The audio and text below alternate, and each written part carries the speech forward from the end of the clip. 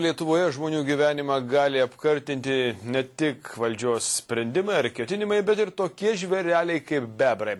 Štai Šiaulių rajone jie baigia nuniokoti visą sodą, ne tik nugrauždami vaismedžius, bet ir rausdami kanalus, į kuriuos įkrenta karvės. Teoriškai žalos atlyginimo galima reikalauti iš bebrų neišnaikinančių medžiotojų. Bet šie įsitikinę, kad nepatogi žvėrelių kaiminystė yra natūrali kaina už galimybę gyventi gamtos apsupty.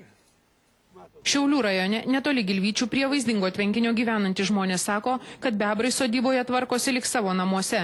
Kasa kanalus, jais išplukdo nugraužtus medžius. Pastaruoju metu įniko į sodą. Jau nugraužė ir išvilko kelias obelis, o apgraužtos matyti nebežaliuos, teks nukirsti.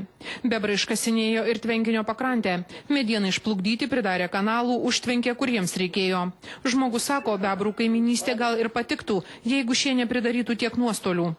Turėtų kažkas tai būti priklausyti, kažkas tai, jeigu ateina šernai, nuknisa nuėda, žmonės pasiskundžia, sumoka, tai čia jeigu bebrai išgriaužia, aš jau nesakau ten karklą vieną kitą, bet šitokį sodą nudraskė buvo ir buvo pranešta prieš 3 metus, pasakyta ir visi kažkas tai turi atsakyti. Šiaulių žvejų ir medžiotojų draugijos pirmininkas sako, kad pagalba bebrų siaubiamoms sodyboms yra.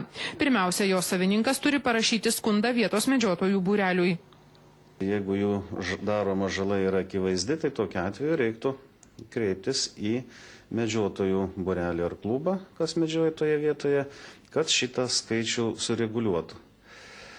Na, bebrų sumedžioti nėra taip lengva. Anot Baikausko, jeigu medžiotojų būrelis atsakingas už šią teritoriją ignoruotų kaimo bėdą, būtent iš medžiotojų būtų galima išieškoti ir bebrų padaryto žalos atlyginimą.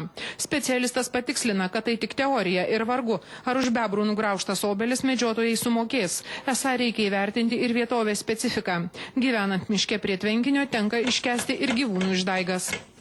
Žmogui jis privalo kažkuo tai kompensuoti už tai, kai jis gyvena gražioje vaizdingoje vietovėje. Čia jau nuo gamtos sunku, taip jau visiškai bus apsisaugoti ir vargu, ar tai kažkokia komisija nustatytų, kad tikrai tai yra ta žala, už kurią reiktų kompensuoti. Medžiotojas sako, kad bebrai pridaro daug žalos, ypač miškininkams ir melioratoriams, tačiau negirdėjęs, kad taip nusiaubtų prie pat namo esantį sodą. Šeimininkas priduria, kad į požeminius bebrų namus vasarą buvo įsmukusios karvės. Laimė pavyko jas išgelbėti.